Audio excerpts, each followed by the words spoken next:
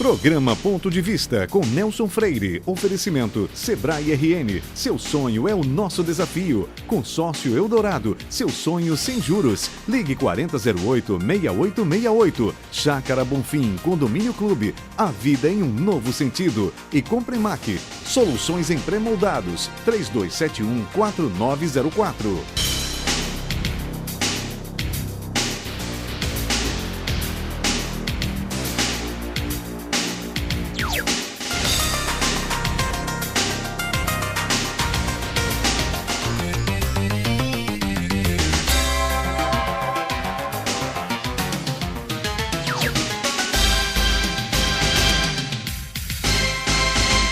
A atividade política é interessante, mas, como sabemos, às vezes arriscada para os que caminham pelas suas tortuosas e tentadoras veredas, quer ela seja percorrida pelos aceros ou pelo sulco principal da estrada.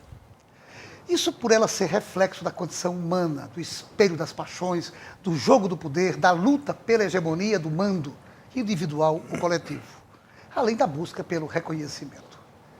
O fato é que pessoas de atividades diversas se encantam cada vez mais com ela, na medida em que ela também é instrumento para a realização de projetos importantes para a sociedade onde se vive. E por essa razão, essas pessoas participam da vida política, num ou noutro patamar, mas sempre com muito ímpeto. Uma dessas áreas de onde muitos são provenientes é a área do direito. E mesmo sabendo-se que cabe apenas ao tempo confirmar ou não essas vocações, tentar compreendê-las é exercício salutar para os observadores da cena política. Afinal, somos todos seres políticos.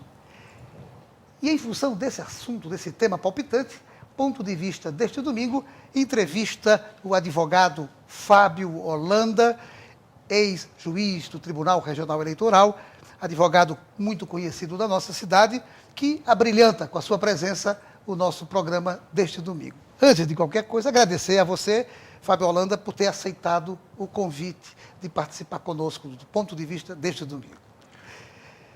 Eu queria começar, para início de conversa, por que a escolha da advocacia, se sua família toda era ligada à Constituição Civil, à área de Constituição Civil? Olha, Nelson, eu queria primeiro agradecer esse convite de, no segundo domingo do ano de 2013, estar aqui com você e dizer que me honra pela história das nossas famílias serem tão aproximadas. O meu avô fundou e foi o primeiro presidente da Federação das Indústrias do Estado do Rio Grande do Norte. O seu tio, o ex-senador Jessé Freire, foi um dos baluartes da luta pela Federação do Comércio do Rio Grande do Norte, pela Confederação Nacional do Comércio. Seu pai também tem uma atuação no comércio da cidade muito marcante e também na área política. Ocorre que eu, ainda adolescente, ia ingressar no curso de Engenharia Agronômica. Eu já tinha feito vestibular, já havia sido aprovado em Mossoró, na antiga ESAM, Escola Superior da Agricultura de Mossoró, e estava já matriculado para fazer o vestibular na ESALC, Escola Superior da Agricultura Luiz de Queiroz. Quando, por força de uma decisão judicial que eu entendi aos 16 anos de idade extremamente injusta para com o meu pai, eu decidi, numa noite extremamente dura, extremamente sofrida, que ingressaria no curso de Direito para tentar, como advogado, evitar que outras pessoas padecessem daquele mal. O sofrimento de uma injustiça deve ser dos maiores que eu já tive. Salvo a perda de física do meu pai, eu acredito que tenha sido o meu maior sofrimento. Ô Fábio, no decorrer do tempo, o que você hoje diz da advocacia? Ela preencheu as suas intenções iniciais? E depois disso, como é que surgiu o Tribunal Regional Eleitoral? São duas perguntas em uma, dois em um. Olha, Nelson, a advocacia, eu esperava que ela fosse mais efetiva. Eu esperava que o Poder Judiciário tivesse avançado com maior rapidez.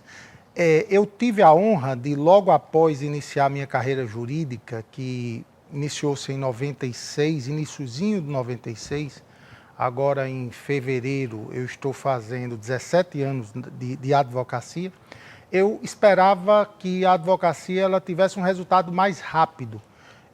Só para você ter uma ideia de como ainda precisamos avançar, eu advogo para alguns servidores estaduais, para milhares de servidores estaduais, e existem processos em que sindicatos substituem mais de 800 pessoas que nós entramos e que mais de 300 faleceram e o Estado ainda não cumpriu uma determinação judicial transitada em julgado. Então, assim, eu fico feliz por ter conseguido o reconhecimento da sociedade como advogado, mas fico triste por alguns clientes que eu não consegui em vida dar a eles o que a justiça determinou que fosse dado. E o TRE? O TRE foi algo que teve uma ligação muito forte com esse meu início na área jurídica. Eu entendi que aquele chamamento, eu estava um dia conversando no Banco do Brasil quando chega o desembargador Cláudio Santos, e estávamos conversando, ele ia assumir a presidência do Tribunal Regional Eleitoral, e disse que seria muito bom que advogados que atuam na área eleitoral disputassem a vaga do TRE na categoria de juristas. Eu disse, seria realmente bom, eu gosto muito de advogados, por que você não tenta? E eu achei aquilo, fiquei pensando à noite, e eu disse, olha, seria muito interessante que o Poder Judiciário, que foi injusto com meu pai, me alçasse a um tribunal do meu estado, e um tribunal federal, como é o Tribunal Regional Eleitoral. E aquilo ali foi para mim uma forma de mostrar ao meu pai que valeu a pena nós termos sido tolerantes, nós termos aceitado aquela decisão sem tomar nenhuma medida que não fosse dentro dos ditames legais, porque a sociedade entendia que o filho dele, por méritos mais dele do que meu, merecia alçar ao cargo de desembargador de um tribunal regional do meu estado. E da segunda vez eu fui indicado à unanimidade de votos dos desembargadores do Tribunal de Justiça. Muito bem, Fábio. E como é que foi conciliar o exercício da magistratura com o conhecimento que você tem de toda a classe política do estado? Foi difícil conciliar isso? Não. Não sei o que é que a classe política diz. Eu sempre tive a seguinte postura. Eu entendo que o magistrado, ele é um servidor público como qualquer outro. Eu recebia todas as partes, eu recebia todos os advogados e não fazia mais do que cumprir a minha obrigação. Agora, na hora de decidir, eu decidia como entendia que o direito deveria ser aplicado. Eu vejo que o advogado, primeiro, ele não pode julgar as pessoas, ele tem que julgar os fatos. O julgamento das pessoas é jurisdição divina, nós não podemos nos imiscuir nela. Em segundo lugar, nós não podemos ter um processo como uma tese jurídica. Ali estão vidas, e no caso da Justiça Eleitoral, vidas não só de uma pessoa que é o detentor do mandato ou o pretenso detentor do mandato, mas a vida de toda uma sociedade. Nós estamos passando por momentos difíceis da nossa vida política, especialmente na cidade do Natal. Espero que o ano de 2013 seja o recomeço do renascer da cidade do Natal, mas a participação da Justiça Eleitoral, a participação do Poder Judiciário efetivo é muito importante porque muda a vida das pessoas. Nós temos visto decisões na área médica, determinações de que seja o Estado dê remédio tal, que o município forneça medicamento, que o município forneça condições de atendimento, que o Estado forneça cirurgia tal, e isso faz com que as pessoas morram ou não morram. A participação no Ministério Público tem sido extremamente importante para tentarmos ter um contraponto entre a vida eletiva e a vida institucional. E cada vez mais, e isso é algo que me enche de esperança, nós vemos que a sociedade civil organizada, ela está cada vez mais organizada e atuante. As pessoas não vivem mais a vida pública, a vida política, nos anos de eleição.